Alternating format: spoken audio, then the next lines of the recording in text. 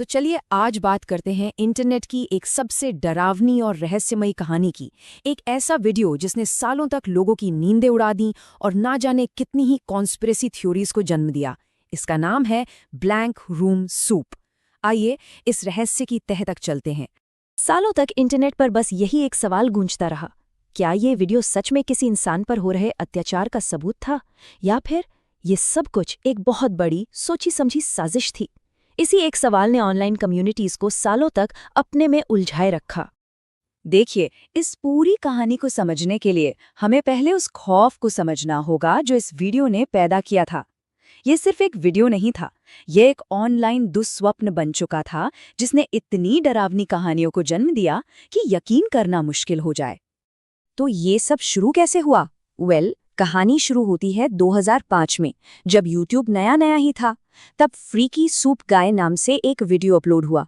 सालों तक तो किसी ने इस पर ध्यान ही नहीं दिया, लेकिन फिर 2014 में जब इसे blankroomsoup.avi के नाम से दोबारा अपलोड किया गया, तो बस ये आग की तरह फैल गया और 2015 आते आते ये इंटरनेट के सबसे बड़े रहस्यों में से एक बन चुका था। और जब कोई चीज रहस्यमयी होती है तो इंटरनेट पर कहानियां तो बनेंगी ही। और क्या क्या भयानक थ्योरी सामने आई, जरा सुनिए। कुछ लोगों को लगा कि वो एक आदमी को उसकी हत्या से ठीक पहले उसका आखिरी खाना खाते देख रहे हैं। एक और खौफनाक थ्योरी ये थी कि उसे अपनी ही मरी हुई पत्नी के टुकड़ों से बना सूप पिलाया जा रहा है। हद तो तब हो गई जब कुछ लोगों ने कहा कि उसे अपने ही अंग खिलाए जा रहे हैं। अफवाहें बढ़ती गईं, 45 दिन के टॉर्चर से लेकर एशियाई माफिया के हाथों मौत तक की कहानियां बना दी गई। और फिर इन सब थ्योरीज को और हवा देने के लिए ऐसे सनसनीखेज दावे भी सामने आने लगे। एक दावा जो इस अफवाह की आग में घी का काम कर रहा था, ये था कि वीडियो में दिखने वाले लोग डार्क वेब के सुपारी किलर हैं, जिन्हें रे कहते हैं। यही वो झूठ था जिसने लोगों के दिलों में सबसे ज्यादा डर बिठाया। तो चलिए सबसे पहले इसी सबसे बड़े झूठ की परतें खोलते हैं, ये डार्क वेब वाली कहानी। क्या ये वीडियो सच में वहीं से आया था? तो अफवाह ये थी कि ये वीडियो डार्क वेब की किसी अंधेरी दुनिया से लीक हुआ है ना? लेकिन हकीकत कुछ और ही थी। असल में ये वीडियो 26 नवंबर 2005 को सीधे YouTube पर अपलोड किया गया था। डार्क वेब पर नहीं, सबके सामने एक पब्लिक प्लेटफॉर्म पर। यहीं से इस पूरी कहानी पर शक का सबसे बड़ा और सबसे पहला बीज पड़ा।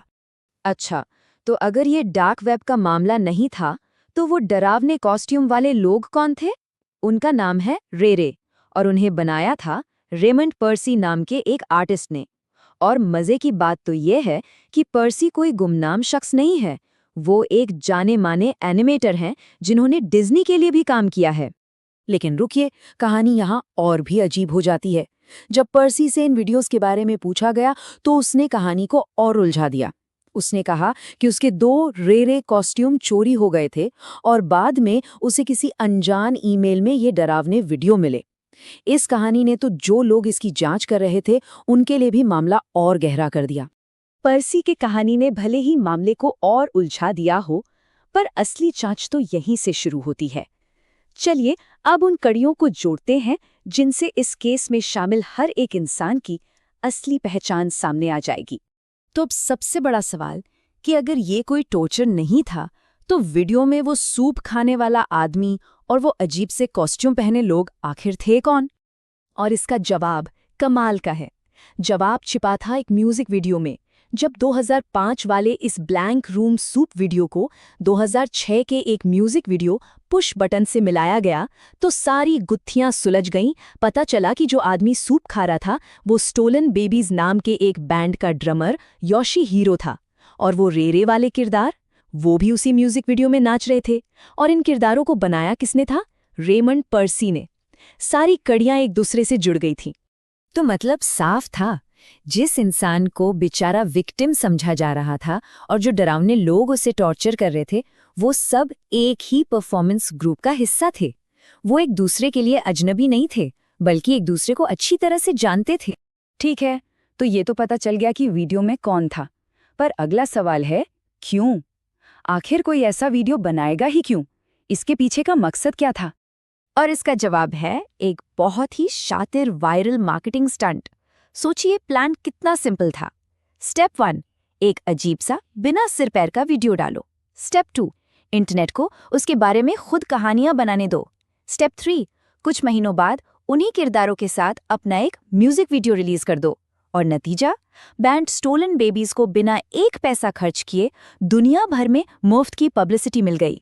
और अब कहानी का सबसे बड़ा, सबसे चौंकाने वाला ट्विस्ट।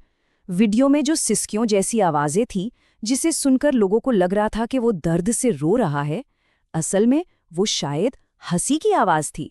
इस एक बात ने पूरे वीडियो का मतलब ही पलट कर रख दिया। तो चलिए अब इस पूरी कहानी को समेटते हैं और देखते हैं कि इस इंटरनेट दुस्वप्न के पीछे की असली हकीकत क्या थी। तो अब हम पक्के तौर पर क्या जानते हैं? पहली बात, ये कोई असली टॉर्चर वीडियो नहीं था। दूसरी, ये डार्क वेब से तो बिल्कुल नहीं आया था। तीसरी, इसमें शामिल सभी लोग स्टोलन बेबीज बैंड के ही सदस्य थे। चौथी, रेमंड पर्सी ने शायद पब्लिसिटी के लिए कॉस्ट्यूम चोरी की झूठी कहानी बनाई थी। और पांचवी, ये सब उनके बैंड के लिए एक बेहद कामयाब वायरल मार्केटिंग कैंपेन था। मिथक से हकीकत तक का सफर यहीं पर आकर खत्म होता है। और ये हमें एक बहुत ही जरूरी सवाल पर लाके छोड़ देता है। जब किसी रहस्य का जवाब मिल जाता है तो उसका मजा खत्म हो जाता है, ये तो सच है। लेकिन इस पूरे खेल में एक झूठ कितना बड़ा बन सकता है और लोगों की सोच पर क्या असर डाल सकता है, ये एक ऐसा सवाल है जो हमें डिजिटल दुनिया में देखी जाने वाली हर चीज पर दोबारा सोचने पर मजबूर करता है।